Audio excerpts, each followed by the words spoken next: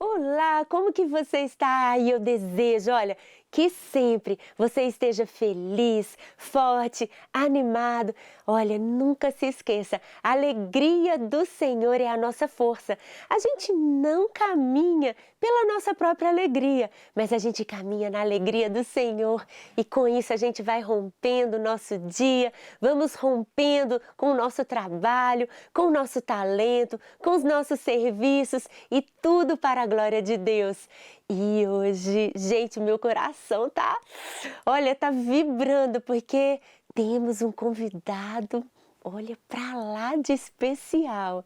Ele é muito conhecido nesse nosso Brasil, é um grande cantor lírico, Lício Bruno. E eu tenho certeza que a história dele, tudo que ele falar, vai te inspirar demais. Então não perca por nada, porque este é o meu, mas é o seu, no universo da música, com Patrícia Valadão.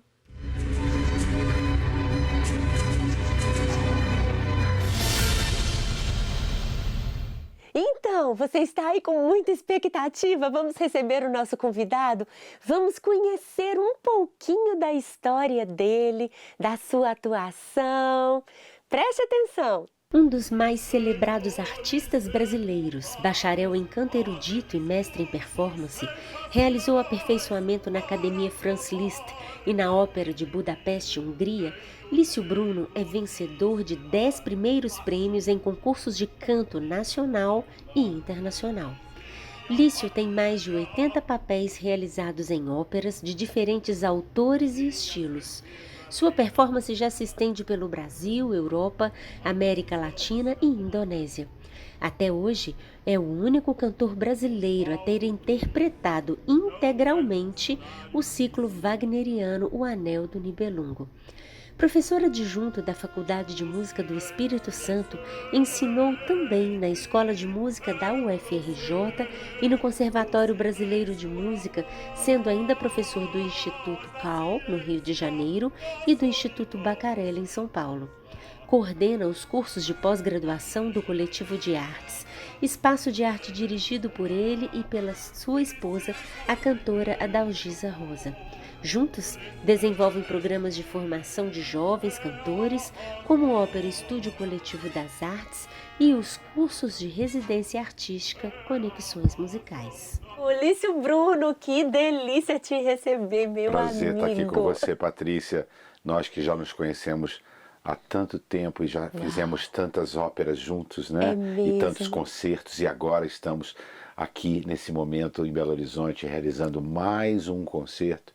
Eu me sinto privilegiado e honrado de estar aqui com seu público, né, nesse dia maravilhoso. Que Deus abençoe a todos e que você receba o meu carinho e a minha gratidão por eu estar aqui com você. Ai, você, a Dalgisa e o Benjamin, vocês são assim muito amados do meu coração, Amém. Lício. Obrigado. E realmente a gente já tem uma trajetória assim de muitos anos trabalhando juntos nos teatros, nesse Brasil tão lindo, né, que Deus nos deu, sempre levando a música. Às vezes são momentos tão corridos, né, Lício? A gente acorda, toma aquele café, encontra no café, todo mundo feliz, aí a gente vai ensaiar e são momentos tão bons. E até chegar na nossa performance. O processo de ensaio é um processo não só de conhecimento da obra, né? É a oportunidade que a gente tem de travar contato humano com as pessoas e quebrando, né, de uma certa maneira, o gelo, né? E aprendendo com elas e também ensinando um pouquinho daquilo que a gente sabe, né? Trocando, né? É uma grande troca. E a gente vai descobrindo uma nova família, né? Ah, com certeza. A gente vai amealhando, né, tesouros, porque Exato, os amigos, tesouros. né, são os grandes tesouros da vida, assim como a Palavra família, linda. né? São os grandes tesouros. A gente aprende muito e a gente fica mais rico. É verdade, porque é incrível, né, Lício, no palco, igual nós dois estávamos ontem, né, no grande teatro do Palácio das Artes, fazendo aquele espetáculo tão bonito, como que a gente sente mesmo que é um com o outro, é uma parceria ali de coração, de interação musical, é literalmente um dando a mão do outro dando a mão ao outro para mandar esse resultado para o público. É uma experiência fantástica, né? Você pensar que um compositor se debruça sobre uma obra e ele compõe uma obra incluindo um universo de instrumentos, de vozes, né? de qualidades, o piano, a percussão, o coro, né? e tantas vozes solistas também, e de repente você vê o resultado e é mágico. É Né? impressionante. É mágico. É impressionante. E é sempre assim, a gente convive, às vezes 2 semanas, 3 semanas juntos, e depois cada um volta para sua casa. E às vezes demora algum tempo para encontrar de novo, mas quando encontra é tão bom, né? Eu acho que ao longo do tempo eu fui aprendendo na minha experiência de cantor e de colega, né, a entender esse processo como um processo que a gente tem de oportunidade. Deus cria situações na nossa vida cotidiana de trabalho, para que a gente estabeleça um relacionamento com os colegas.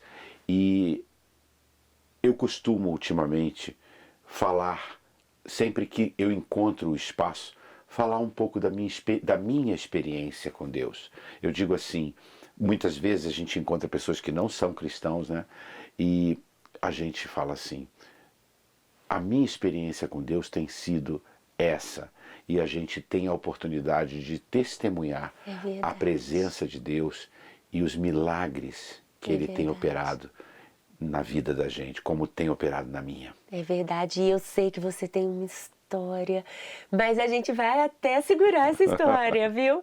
E porque assim, realmente eu acho que essa história ela foi um marco na sua vida e você vai contar para o nosso telespectador, né, no próximo programa, porque foi um divisor de águas, Com certeza, né, Lício? com certeza. E tantas pessoas, né, nossos irmãos, tantos amigos, passam por tantos desertos achando que aquele é o fim, mas não é. Pois é. Não é o fim. Mas, Lício, vamos começar do começo. Vamos lá. Eu quero saber isso, eu nunca soube. Como que a música te encontrou? Ou como que você encontrou com a música? Olha, a música sempre esteve presente na minha vida. Eu sou filho de pernambucanos, meu pai era diretor da Rádio Guanabara, no Rio de Janeiro, diretor-geral da Rádio Guanabara, do Grupo Bandeirantes, né? E durante uma vida inteira eu frequentei, né, o meio do rádio, né, indo para o trabalho do meu pai e fugindo sempre para o estúdio de rádio para ouvir os radialistas e ver os cantores do rádio, né? Naquela época eles frequentavam a Rádio Guanabara, era uma rádio muito importante no Rio de Janeiro. E assim, a gente também, papai também trazia para casa coleções de discos, né, que ele ganhava. Às vezes o rádio não queria mais uma coleção e ia doar. E papai separava algumas coleções para levar para casa. Assim eu conheci os clássicos, eu conheci jazz, eu conheci blues, eu conheci orquestras sinfônicas, eu conheci Beethoven, eu conheci Mozart. E assim fui aos poucos sendo musicalizado informalmente dentro da minha própria casa. Você já foi criando aquele repertório dentro de você? Conheci o Violinista no Telhado, que é um musical fantástico e um clássico, né, dos musicais. E fui conhecendo aos poucos a ópera também por intermédio dos desenhos animados, né? Sim, da Disney, principalmente, né? Sim. E meu tio era coralista do Coro Lírico do Rio de Janeiro, do Teatro Municipal do Rio de Janeiro. Não acredito. Sim. Então, aos 3 anos de idade, eu ia para o Teatro Municipal do Rio e eu andava por aquelas galerias internas do palco, subia aquelas torres de, às vezes, 12 metros de altura no urdimento do teatro, que é a parte onde ficam escondidos os cenários para descer no palco, Sim, né? sim. E eu andava lá por cima, nas galerias, e conhecia o teatro por fora e por dentro. E assim, eu ouvia aquela música e ia me familiarizando. Deixa eu abrir um parênteses, que o Teatro Municipal do Rio de Janeiro é um ícone aqui no Brasil. É o teatro, é o maior teatro em dimensões que nós temos aqui no Brasil. Né? O Teatro Municipal do Rio de Janeiro tem uma capacidade Ele é para cerca de lindo. 2.500 pessoas. Né? E ele é lindo. E ele é lindo, ele é maravilhoso. Nossa, aquela entrada dele, né, Lício? Ele é uma cópia reduzida do Opéra Garnier, do Opéra de Paris, da Ópera de Paris. Exatamente. E depois eu tive lá na Ópera de Paris e falei assim, gente, parece que eu estou entrando no Teatro Municipal, no teatro da minha cidade, porque eu sou carioca, né? E depois fui fazer engenharia, depois que terminei meu segundo grau no Colégio São Bento, fui fazer engenharia. Engenharia, engraçado, né? Eu fiz um exame psicotécnico e deu área artística. Mas aí a orientadora vocacional virou para mim e falou assim, bem, deu área artística, mas como arte não dá dinheiro... Não acredito. Ela falou. Ela estava te orientando mesmo, né? Ela estava mesmo, me querendo me arrancar da música, né? E eu nem sabia que ia ser na área musical, mas sabia que era na área artística já, pelo exame vocacional. Mas foi muito importante ter ido para a PUC. Olha só como é que Deus faz as coisas, né? Ele me levou para a PUC e num dia em que eu estava positivamente deprimido, entre aspas, né? Assim, meio depressivo, meio triste, não estava gostando, jovem, né? Não estava gostando daquele curso. Eu fazia e era bom, eu era bom em cálculo, em matemática, em física, mas não era aquilo, sabe? A gente já tinha percebido que não era aquilo que ele tinha para minha vida. Um dia que eu estava muito chateado, eu pensando assim, meu Deus, o que eu vou fazer da vida? Eu caminhando por dentro da faculdade, entro na Vila dos Diretórios, que são casinhas pequenas de um período da PUC do Rio, onde a PUC não tinha os grandes edifícios mais novos, só tinham 2 mais antigos. E aí, caminhando ali, eu vi uma porta que dizia, na verdade era um portal. Estava escrito assim na porta, Cante Conosco, Coral da PUC. Quando eu vi aquela porta, eu não pensei nem meia vez. Eu empurrei a porta. E do outro lado, parecia que estava tudo organizado, como um programa assim, como esse programa aqui, a gente chega, está tudo organizado. Estava organizado. Tinha uma maestrina, a maestrina Lídia Podorowski, do outro lado da mesa, que me deu um sorriso, me acolheu com um sorriso lindo e disse, bom dia, o que você deseja? Eu falei, eu queria saber sobre o coral. Na mesma hora ela me botou para vocalizar e disse assim, você tem uma extensão muito grande. Olha, eu não sei se você é barítono ou tenor, eu vou te dar as 2 partituras e você prepara para o ensaio de hoje de tarde. Aí eu falei, eu não sei ler música. É isso que eu ia te perguntar. Aí ela falou assim, você não sabe ler música? Não sei ler música. Bem, então vem aqui, fica aqui, que vai ter um ensaio de tarde, a gente ensina essas 2 partituras. E eu aprendi. Depois fui estudar com meu maestro. Depois do coral, cantando já, fui educar minha voz.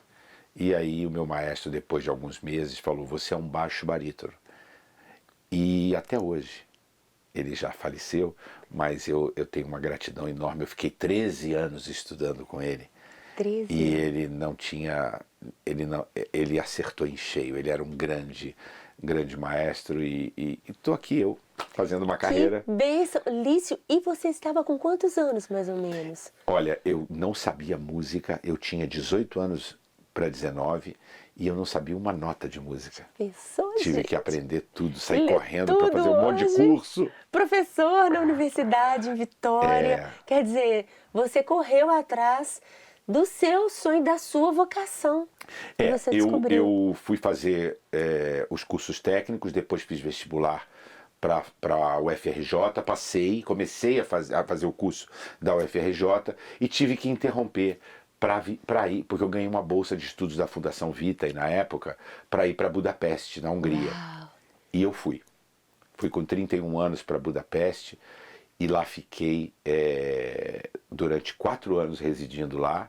Depois fui para Milão, continuei minha formação de maneira informal, com grandes professores, correpetidores, maestros, e depois retornei ao Brasil, principalmente naquela fase difícil que estava do Brasil em 2001, quando teve aquele acidente das Torres Gêmeas. Sim. E a parte de fronteiras e de vistos de permanência começaram a ficar um pouquinho mais complicados. Eu voltei para o Brasil. E aqui já fazia uma carreira muito boa, e aí a minha carreira decolou, assim, sabe? E eu comecei a fazer uma mudança de registro, porque o baixo barítono, que é uma voz grave do baixo, entre o baixo e a voz média, ela transita muito bem em papéis de barítono dramático, em papéis de barítono de vilões, Eu de sei. repertório Você só wagneriano. regala esse olhão assim. De repertório de Wagner, de repertório pesado, né? E que geralmente o barítono, né, o barítono dramático, ele faz o papel do vilão. Mas é muito bom fazer o vilão. Muitas vezes. Muita gente pensa assim: é bacana fazer o mocinho. É muito bom fazer o mocinho. Mas o vilão, você tem a oportunidade de mostrar o outro lado. Sim. O lado, sabe, às vezes o lado obscuro do ser humano, e você ter a oportunidade de revelar essas facetas, né, que são as facetas escuras do ser, que na vida real nós queremos sempre nos afastar, Mascarar, né? às vezes, né? Ou mascarar, ou a afastar. gente quer nos afastar, Sim. a gente quer resolver. E a gente deflagra isso de uma maneira, né? Revela isso no palco, e eu acho que isso pode estabelecer a reflexão das pessoas, né? Sim. A respeito dos caminhos que a gente escolhe, que esses personagens, no caso das histórias, escolhem para as suas vidas, né? Então eu me sinto assim, realmente trilhando um caminho, né, que na verdade eu não escolhi para mim, né? Eu fui predestinado a isso. Eu creio que Deus me comissionou para estar desenvolvendo um trabalho, não só no palco, hoje em dia também dentro da sala de aula com os meus alunos, Verdade. né? Dando aula na Faculdade de Música do Espírito Santo, onde eu sou professor adjunto, né? Graças a um concurso que eu fiz no ano passado, e estou aqui. Ilício, você é essa pessoa, vou chamar assim de versátil musicalmente, porque você não é aquele que escolheu somente um caminho, mas a sua voz propicia para você a escolha de vários caminhos. Sim. Você falou assim, vários aqui, e eu sei de um muito particular, que é o seu trabalho de música de câmara. Música de câmara é quando você está ali, você e um piano, ou você e um quarteto de cordas, um grupo pequeno, onde tem a música ali que é escrita de uma forma voltada mesmo ali para uma pequena sala. É uma música muito bem trabalhada também, ela tem que ser bem trabalhada, com muitos detalhes. E eu sei que você faz muito esse trabalho também, e eu quero que o nosso telespectador escute você, veja você na sua atuação. Vamos lá? Vamos lá. Acompanhe.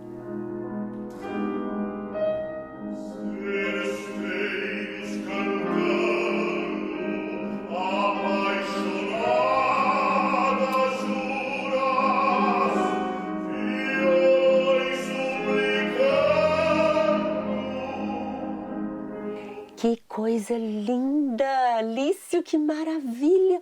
Fala um pouquinho sobre esse trabalho que você fez. Olha, eu tive a oportunidade de conhecer a Sônia Rubinski através do Itamaraty, através de um convite do Itamaraty para gravar a integral das serestas, são 14 serestas do Vila Lobos. Que maravilha! E nós fomos convidados para um festival em Tel Aviv. Olha só que presente! Uau! Eu estava na véspera do Natal, antivéspera do Natal, e tocou o telefone. Era o cônsul do Itamaraty falando comigo, me convidando para fazer esse projeto, com a Sônia Rubinski, que é uma especialista em Vila Lobos. Ela já gravou toda a integral de piano solo do Vila Lobos, ela tem gravado, debaixo Que gravado. maravilha. Então ela é uma especialista, ela fez o doutorado dela em cima de uma obra importante do Vila Lobos, o Rude Poema, né? E nós fomos para Israel. E eu não acreditava que eu estava em Israel, gente, cantando no Festival Felícia Blumenthal, que é um dos festivais mais importantes do mundo e de Israel. E depois, no mesmo dia que a gente terminou o nosso concerto, em Tel Aviv, nós pegamos um carro e fomos para Jerusalém. Nossa. Quando a gente começou a subir a colina de Jerusalém, de carro, o meu corpo tremeu por inteiro. Que experiência. Eu comecei a chorar.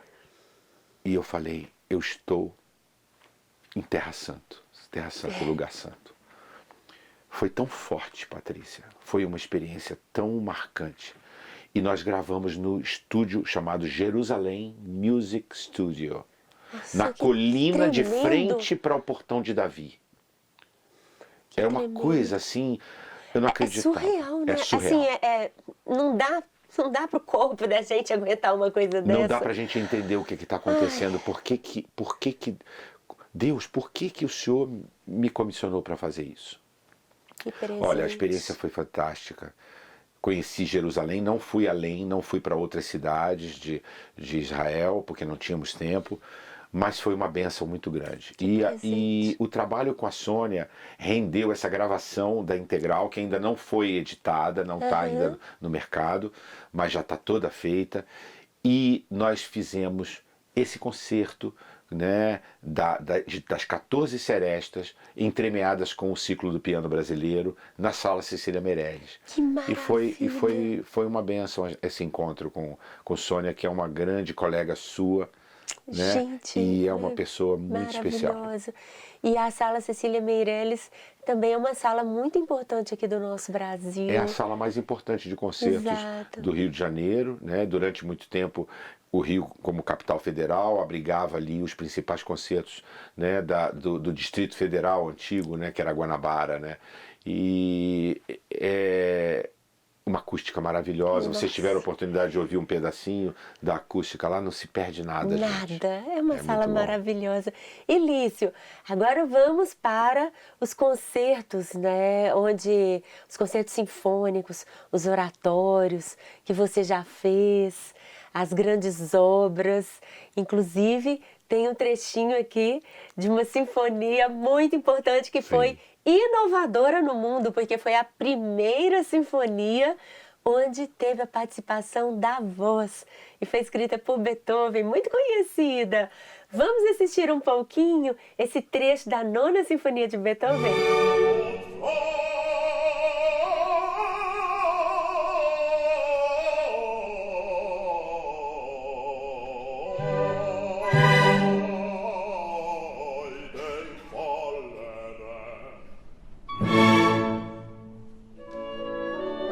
Ai, gente, vocês sentiram a emoção? Lício, essa obra é demais. Eu confesso que ela mexe comigo desde a infância, Sim, viu? e cada vez que a gente interpreta a Nona Sinfonia de Beethoven, a gente escuta uma coisa nova, né? Alguns grandes expoentes da musicologia e do estudo da música falam que Beethoven parece que recebia, né, essa inspiração divina de uma maneira única. Inclusive eu vi Leonard Bernstein falando que Beethoven era pura inspiração divina. Que coisa O linda. Bernstein, que era um homem, digamos assim, um homem do mundo, né? Um judeu, né, de origem judaica, ele falou numa entrevista, Beethoven, a expressão de Beethoven é uma expressão divina. E cantar a Nona Sinfonia é uma experiência milagrosa, porque você junta um coro de mais de 100, 200 vozes, e você canta uma ode à alegria, que é um poema do Schiller, que é um grande poeta alemão, que fala justamente da união, e do amor, e da alegria. Então, cantar essa música, assim como alguns oratórios de Bach, como a Paixão segundo São João, a criação de Haydn, que é onde a gente canta como anjos, inicialmente áreas, né, canta trechos falando da criação, e depois o barítono canta o Adão, eu já cantei, Adão e Eva, né, tem um soprano cantando a Eva, E mais recentemente eu tive a oportunidade aqui em Belo Horizonte de cantar com a Filarmônica de Minas Gerais o oratório Elias de Ai, que Mendelssohn. tremendo. Que obra, Que obra, que exatamente. fantástico. Que obra. Então é um universo, sabe, Patrícia, onde se revela muito, principalmente o do oratório e da sinfonia, se revela muito da criação de Deus e se fala muito, às vezes diretamente, às vezes indiretamente, das obras divinas no mundo, num mundo onde, ainda que as pessoas, muitas pessoas e muitas correntes de pensamento queiram refutar, né, algumas coisas, há as correntes criacionistas, mas também há correntes, né, de evolucionismo no nosso mundo, né? Não há como negar a relevância e a pujança da criação de Deus É no nosso verdade. universo. E Lício, eu quero assim agradecer demais da conta esse bate-papo. Vamos gravar nosso segundo programa. Então, gente, não perca, fica aqui, ó, ligadinho aqui com a gente. Não perca mesmo, porque essa história, essa conversa é inspiradora. E nesse momento agora, eu convido você a fechar os seus olhos. Nós vamos adorar ao Senhor com uma música ao piano. Esse é um momento, é um tempo para agradecer, para exaltar o nome do Senhor. É um tempo para você parar. Vamos orar.